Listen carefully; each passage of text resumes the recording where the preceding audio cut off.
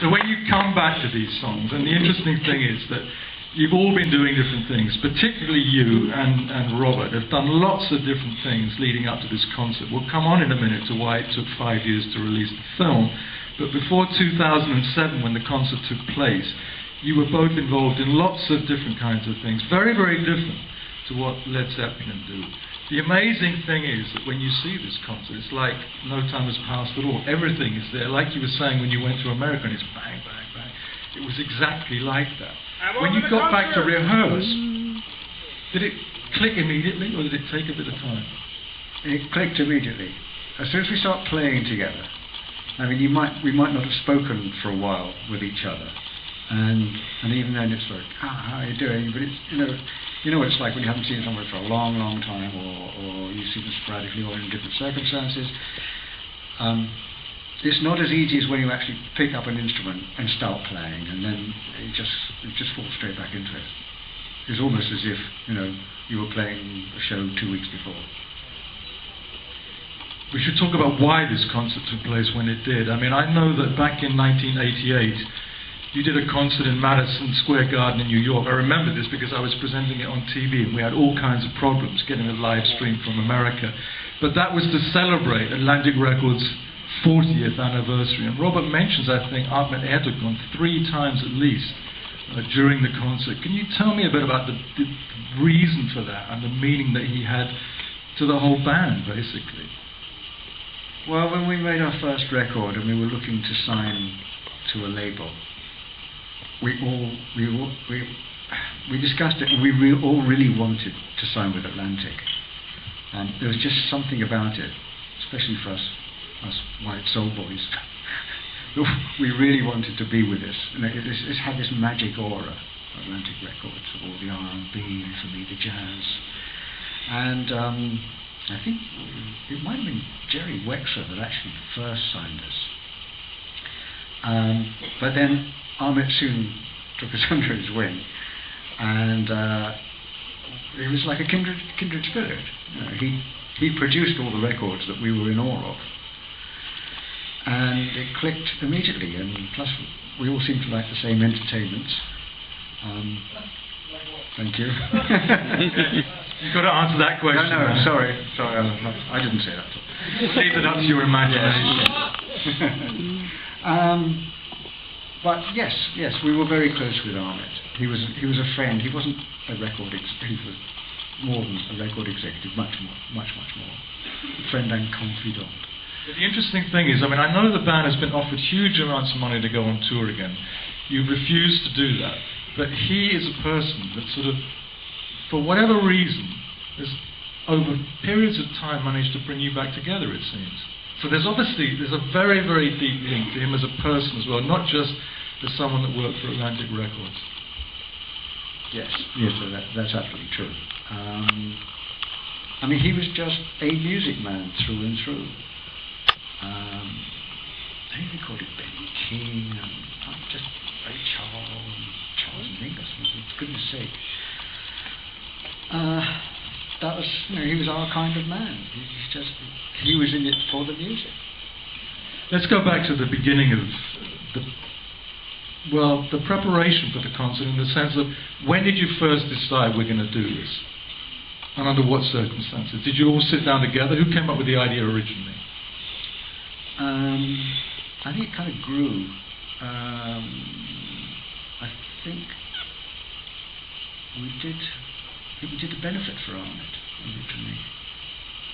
So I played with Benny King on stage, and I think after that, it was Robert's idea originally. I think he wanted to do something in England for Ahmet, and it was going to be a variety of artists, and maybe we were going to do one song or something, or 2 songs, and then we could do 3 songs, and then I said, wait a minute, we can't just go on to 3 songs, and suddenly it's what you see there.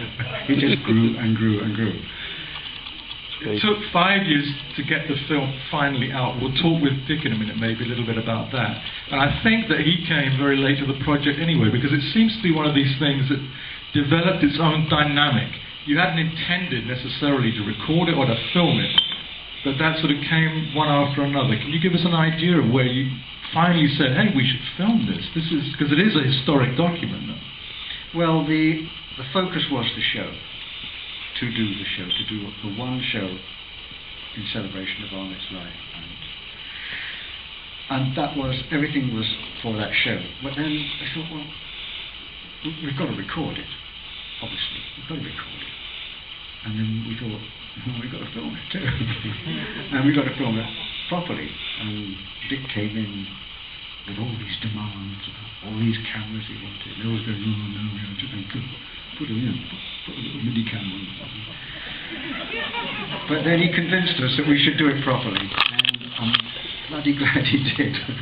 Because the one thing about, in the days that we started, nobody really filmed anything. Consequently, there's bugger all about Zeppelin on film. You know, there's just that The Song Remains the Same and a Danish TV, and that's almost about it. Maybe bits of other concerts. And so we thought it would be criminal not to just do it properly. But we weren't going to think about it at all. We were just going to concentrate on the live show and leave the rest in the capable hands of Mr. Carruthers and others.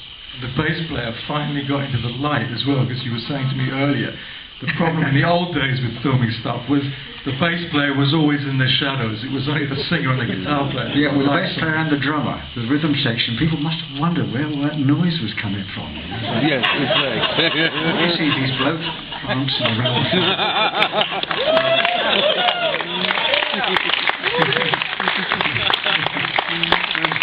There's this stonking stuff coming in, so, but I figured it out. Actually, what happened was that in the old days, nobody had any light. When we first started, nobody had any light. And then as we played larger places, they kind of put spots on the people that they could see moving. And in the end, it just grew and grew and grew, and we just got darker and darker and darker. But finally, again thanks to Mr. Carruthers, I got some light. And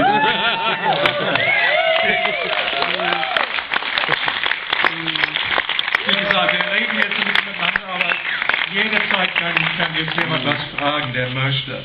So, we'll have you speaking English this time, Dick, okay? I mean, your German was amazing at the beginning. I was really impressed, I was really very, very impressed. But we'll keep it to English now if you like, unless you want to speak in French, maybe. Tell me about how you got involved.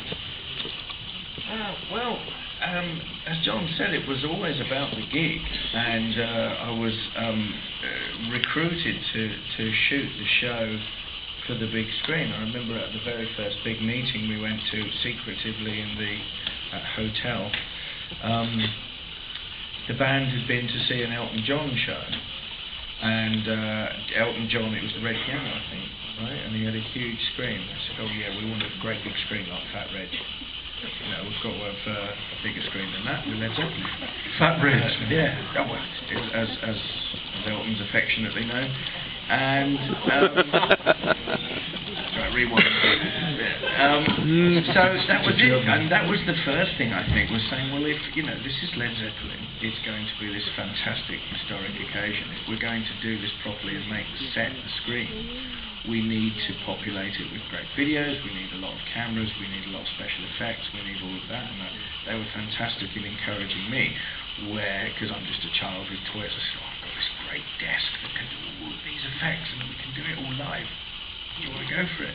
And they were absolutely all for it. There was no kind of, don't get too close, don't shoot this, don't do that, don't modernise it, don't make none of that. Quite the opposite. It's like, show what we're playing.